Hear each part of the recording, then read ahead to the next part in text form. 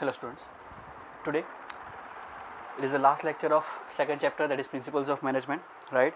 We have completed a small topic in the previous lecture, that is the contribution of Peter F. Drucker towards the modern management and nature, that is characteristics of principles of management. Now today we are going to learn importance of principles of management and the different thoughts of management that various management gurus they have given their thoughts, their contribution towards the management.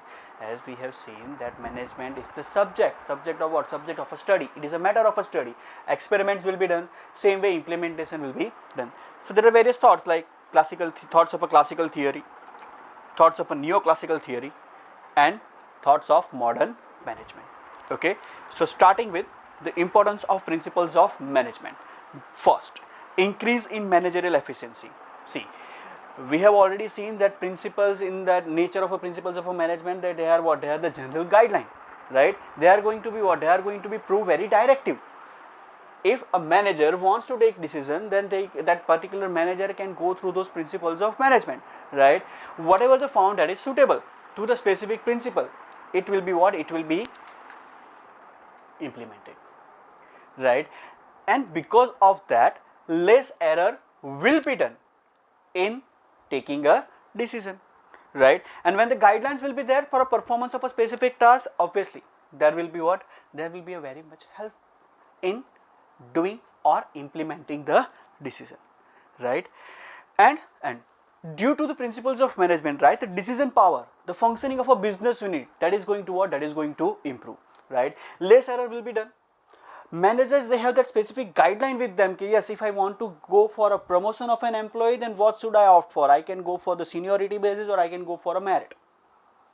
If they want to dismiss an employee, then they will be what? They are going to analyze the performances, right? That what is the behavior of that particular person, what is the behavior of the employee, what is the behavior of the worker towards the superiors, right? So that increase in what? Increase in the managerial efficiency that I have talked about, less error work, right? That when managers they are going to take decision, it will be what? It will be proved successful, it will be proved fruitful. For whom? For the company, for the business unit. Okay, right? Then second is maximum usage and effective administration of resources. Okay, now when I say that resources, mainly it includes what? It includes man and the material, right? Because they are only available in the limited quantity. And when I say man, that is manpower, human resource, it is what? They are skilled workers, they are the skilled employees, right? And this physical resources, they are also what? They are also available in the limited resources. So we need to what? We need to utilize them optimally, right? And through the principles of management, right, the maximum, that means what? That is usage of the resources that are going to what? That are going to be a maximum use that can be taken, that maximum task that can be taken through what? Through the principles of management, right? That proper utilization, how to utilize the skill that we have seen, right? That the principles of management that is given by Mr. Taylor and the Fayol, right? Division of work is there, right? Planning and implementation is there, scientific selection and training is there, right? So through that scientific selection, through scientific training, maximum task that can be taken from the skilled person, from the skilled employee, right? Then third, helpful in scientific and logical decision. Okay, right? See, when you have a proper guideline, when you have those that theoretical thing, yes, how the manager is going to take decision, what is the thing that they are going to act, what is the thing that they are going to be implemented, right? Everything is there. The principles of management that are available, that is 8 principles given by 8 principles that is given by Mr. Taylor, that is scientific principles of management, administrative principles of management are also there, right? So when any manager they are going to take any kind of decision, obviously those decisions are based on what? Those decisions are based completely on those principles, right? That is, managers they can what? They can give the justification about their decision. If they have taken what? They have taken the employee, they have increased the salary, they have given the promotion, so they have that specific what? They have that specific proof. Okay, yes, according to this principle, the person is not working well, so we are going to what? We are going to dismiss that person, we are going to give promotion to the person, right? So logical decision that can what? That can be taken, right? And with the help of the principles of management, decision it can be taken, as well as they can be taken on time, appropriately, and without any kind of partiality and biasness, right? That is unbiased decision that need to be taken. And how it will be taken? Obviously with the help of what? With the help of principles of management, right? That we have seen in the principle of equality, right? That superior, the person who is working in the higher authority, right, higher level of management, they must consider each and every worker as an equal person, right? Every employee is same for that particular person, for the manager, right? And what is the reason for that? Reason is simple, okay?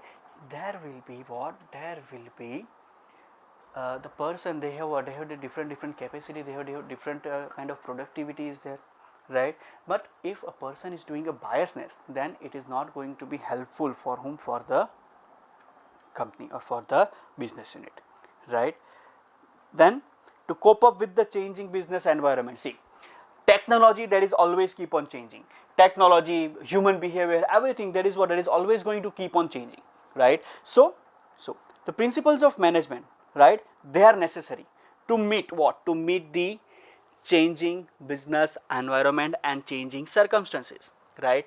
If, as I said, the principles of management, they are flexible, the technology, they directly deals with the technology and the human behavior. So whenever the technology is going to change, that principle, that applicability of the principle, that is also going to be changed, right? And it will helpful in what? In business environment, cope up with the change that is going to be occur in the business environment. See, business environment that are going to what? That are going to have two factors, internal as well as external, right? But the maximum that effect that has been take place by what? By the external factors, like government policy, technological changes, some policy decisions by the government, laws, rules and regulations that are being changing, customer tastes and preferences that is going to change, right?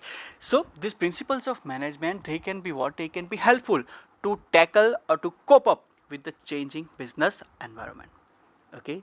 Then to fulfill social responsibility, okay? We have understood in the 11th standard that yes, the objective of social responsibility, social objectives are there, right? See, society, it is the inseparable part from the business, right? That business, the management, right, they are going to what? They are going to have what? They are going to have the responsibility. See, any business, they have the prime objective of what? Prime objective of getting the maximum profit, right? Profit is the barometer for any company, for any business unit, right? If the profit is there, then obviously they can what? They can measure the success, right?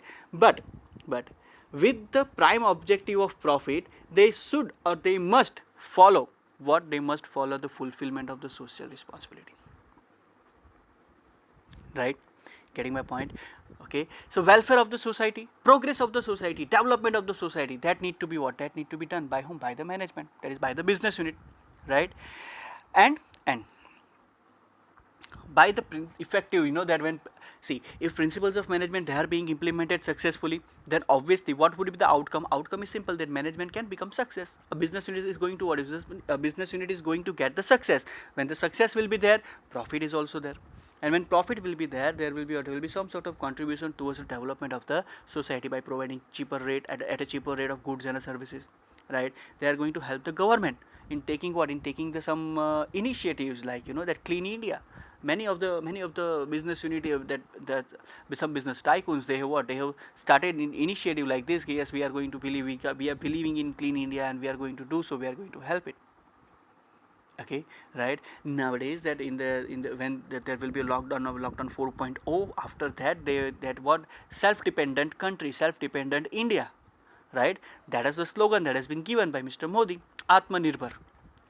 Okay, right? So that means what? Yes, that whatever that citizens of India, they are going to purchase what? They are going to purchase this thing only. So now it is a responsibility, it is a social responsibility of whom? It is a social responsibility of the Indian producers, that not to charge higher amount of price from the customer, right? They need to what? They need to give goods and services at a reasonable rate. Getting my point, right? So that fulfillment of social responsibility, it must be there. That welfare of the people, development of the society, growth of the society, and ultimately it will help what? It will help in the development of the nation, right? Then useful for research, training and development. See, everything it is about what? It is about that that doing something new, that is called as what? That is called as a research. Introducing something new, that is called as what? That is called as a research, right? And when research will be there, obviously there will be what? There will be some new initiative that is going to be there, right? And apart from that, by using these principles, the task of training, education and development, that is going to possible. That yes, there will be a that changes at the root level, grassroots level, right? That yes, there will be complete change in the education system. That can be there, a proper entrepreneur that will be prepared by the professional, that is like IIM, they are going to prepare the management professionals, right? Entrepreneurs will be prepared by doing MBA. Getting my point, right? So everything, that is what? That is going to be what? That is going to be helpful in research and development, right? Nowadays that test are being taken like aptitude test, right, forward for the appointment of a various business units, right? That is the mental capability, the mental strength, that is going to be checked. What is the IQ level of the person? How they are going to know? They are going to go through the particular entrance test, right? See, if you are going for a BCom or a BB, after that you need to do the master degree, and when you are going to go for it, obviously you need to give that entrance exam. If after the graduation, if you are going to apply for the bank job, any job, right, any government job, you need to give what? You need to give that entrance exam. What is the reason behind that? Because ultimately it will check by what is your logical capability, logical thinking capability, how good at you are that particular language, right? Through this assessment, they are going to come to know that you are capable of doing job or not. That if you are in a fix, how logically decision that you can take, right? So whereas aptitude test, that has been what? That has been developed, and through this aptitude test, right, a proper and appropriate employees are going to appointed. They are going to be appointed, right? If I want to go for bank job, then obviously I need to go through what? I need to go through the specific that aptitude test, right? Some 120 or 150 or 180 questions will be there, 2 hours or 3 hours of an exam, right? If I am passing that particular exam, then I will go for interview. If I am failing, then obviously there will be no use. Okay, right?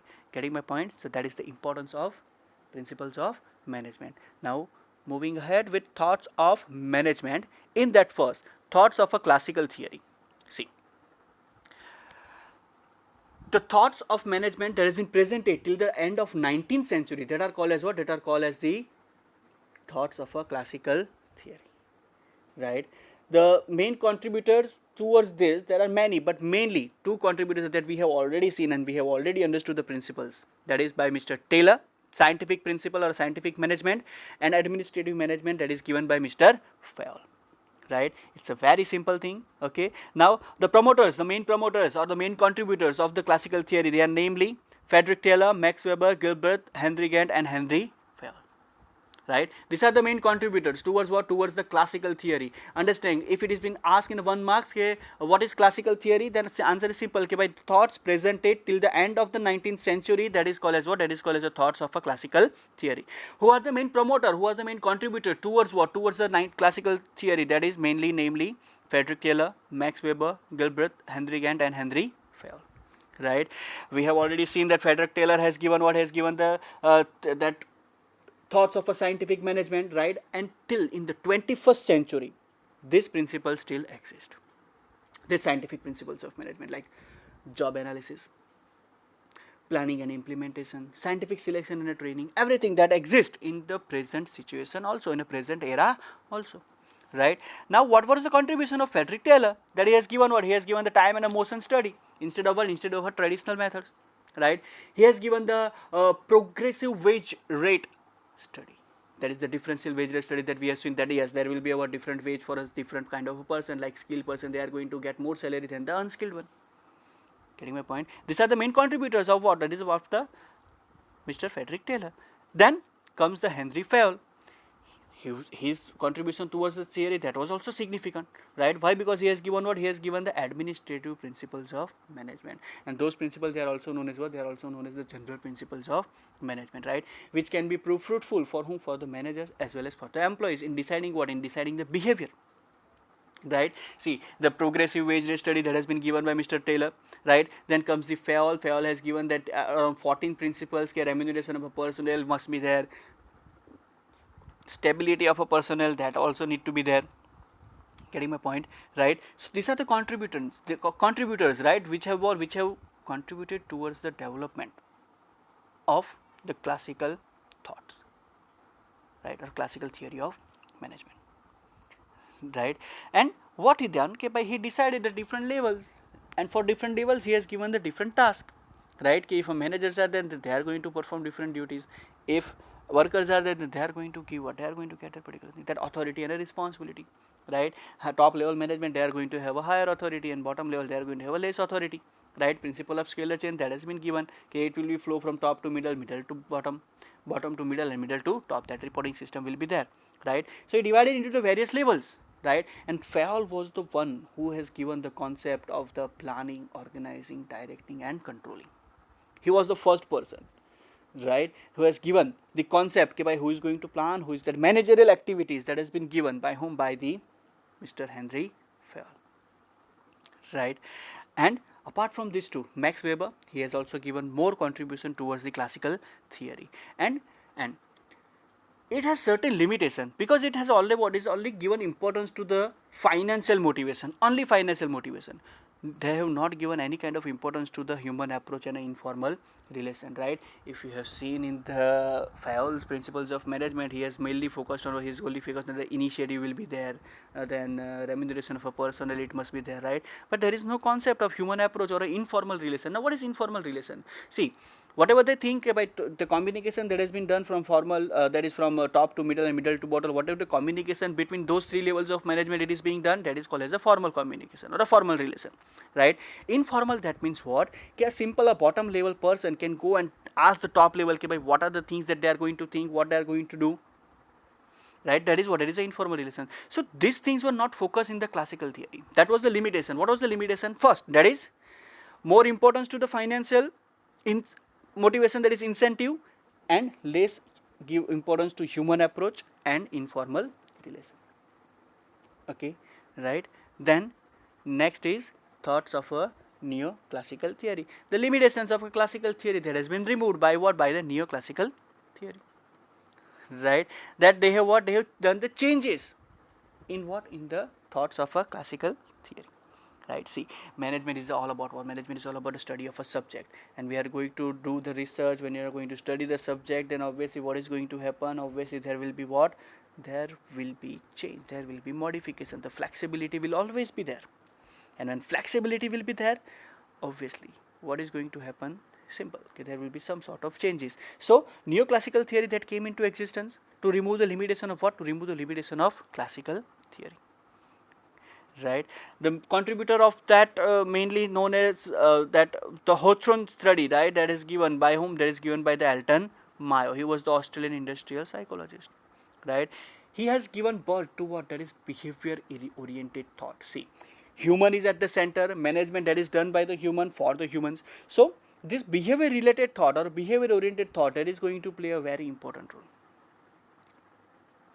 right? And due to the effort of Mr. Alton Mayo, this behavior related thought that has been came into existence, right?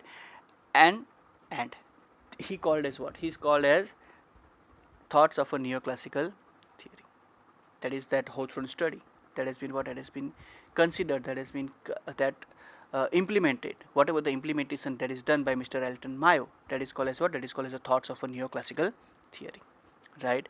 And mainly this theory approaches on what, approaches on the behavior and a group behavior, for whom, for the management, right? Okay, whatever the principles of management they are going to be implemented, how it will impact the behavior of a human. Okay, if a division of work is there, that then few people will be satisfied and few people will be dissatisfied. Okay, they were thinking more, okay, yes, they were expecting more, okay, we are going to get this much of a work, we are going to get this much of a salary or a incentive, we are going to get that particular chance of a initiative, right? See, there are 5 number of people, each and every person, they have a different set of mind, they have that different thinking capability, they have different work capability, right? So a single implementation of principle that is going to impact each and every human in a different way, right? So the study of a human behavior or a group behavior for the management, that is important.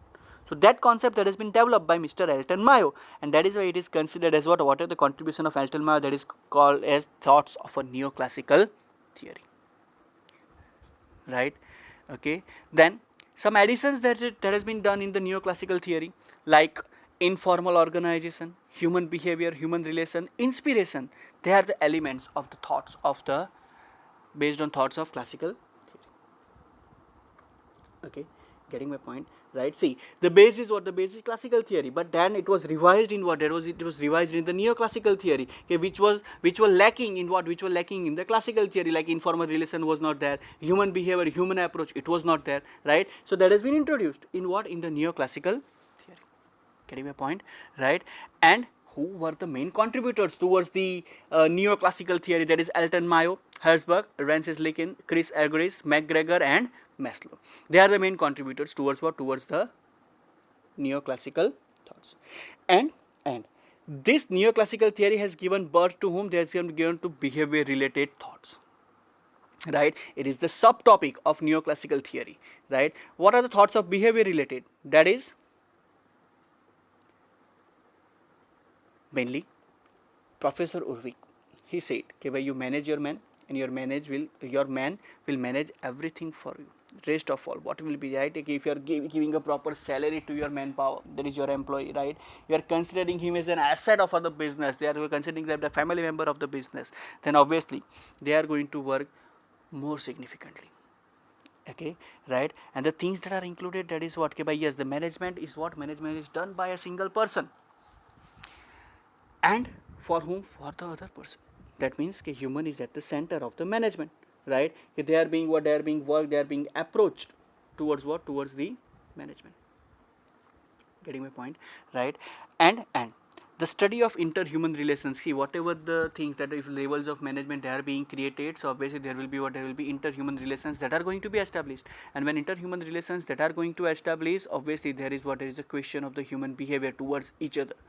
It is going to be question like direction, coordination, what kind of thoughts that are being developed in the mind of the employee, everything that will be done. So these things are studied in what? In the behavior related thoughts, right? And it gives more emphasis on what? That is on job satisfaction, increasing efficiency of employees, right? See, like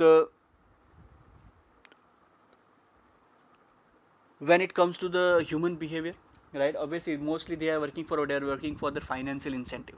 They are doing a work in expectation of the financial return, right? So when the financial return is given in a proper way, then obviously there can be achievement of the job satisfaction, right?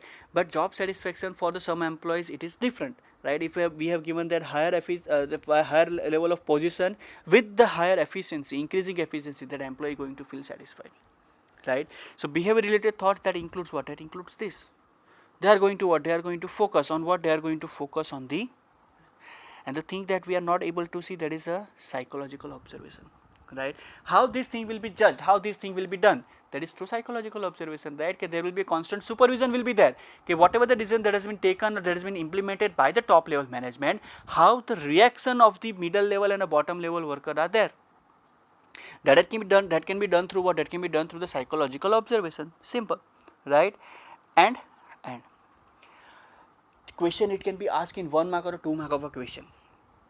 That is what are the concept or what are the thoughts that are being included in, or what are the components of the behavior related thoughts? That is mainly interhuman relation, motivation, leadership, information communication process, and industrial dispute, right? Getting my point? So these all things are what? These all things are included in what? In the behavior related thoughts. Okay, and this approach is completely based on psychological way, right? This is the limitation of the neoclassical theory. It has given more emphasis to what? It has been given more emphasis to the human behavior, human approach, right? But that human behavior, human approach, they cannot give that much importance at the cost of what? At the cost of the productivity of the business unit, right? Human relation, it cannot be maintained at the cost of what? At the cost of the productivity. If the person is not working well, then we don't need to maintain that person for a longer period of time. We need to dismiss him. Management will dismiss that person. If they are going to focus only on the human relation, then how they are going to improve their productivity? Okay, no prejudice, no biasness. If that person is not working properly, then person will be out of the company. Simple, right? So this is the limitation of the neoclassical theory or the behavior related thoughts. They have given more emphasis on the informal relation, as well as they have given more focus on what, they have given more focus on the that by to maintain the manpower to human resource, right? They will be what, the human relation must be maintained, informal relation must be there, but it cannot be maintained at the cost of productivity of the business unit. Okay, right? Then third and last, that is thoughts of modern management. What are thoughts of modern management?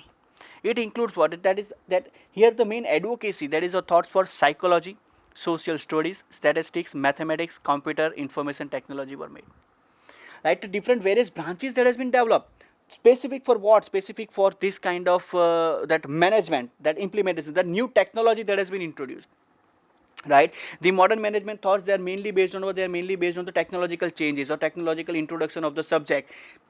Statistics, it will be done, right? A proper mathematics, the psychology of the industrial psychology subjects that has been developed, right? Computer, they have been what, they have been utilized for what, they have been utilized for the particular thing. Yes, if a worker is given a computer or the particular information process, then the communication, it can become faster, right? They are going to use that Microsoft Office, right, or Windows Mail, that has been there for what, for the communication process, right? Information technology, through information technology, that there the meeting that can be generated, digital meeting, it will be there, right? So this thing, that it comes under what, it comes under the modern management thoughts after being introduced after 1960, that is called, that is called as thoughts of a modern management, right? And who are the main contributors towards the modern management? That is Kunz O'Donnell, Georgia Terry, they have contributed, and apart from that, Peter F. Drucker, William Auchi, and C.K. Prahalad, they have what, they have also contributed in these thoughts.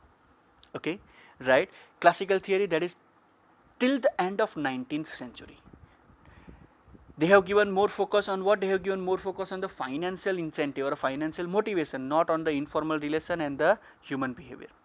Neoclassical theory, Alton Mayo, he has given the concept of behavior related thoughts. In behavior related thought, they have given what, they have given that informal relation, creation of an informal relation. They are going to focus on what, they are going to focus on the human approach, human relation, maintaining of interhuman relation, right? Limitation was that yeah, that it cannot be human relation, it cannot be maintained at the cost of the productivity of the business unit, right? Then after 1960, mainly the thought that has been given, that is called as modern management. And modern management thoughts, they are include what, they include that psychology, that is, it can be that industrial psychology or anything, social studies, statistics, mathematics, computer, and information technology. And the contributors towards that, we have seen Kunz O'Donnell, Georgia Terry, and Peter F. Drucker, William Auchi, and C.K. Prahalad, right? So this is it, this second chapter has been over, right? You guys have to make note from this PPT and all the PPT, and remember this thing, it will not be repeated in the class again whenever school resumes, right? This is the full and final thing, getting my point, right? So if any doubt in the whole chapter, in the second chapter, in any video, let me know, call me, message me, whatever, right? Ask me so that I can solve your problem, I can solve your difficulty, right? Okay, clear? Thank you.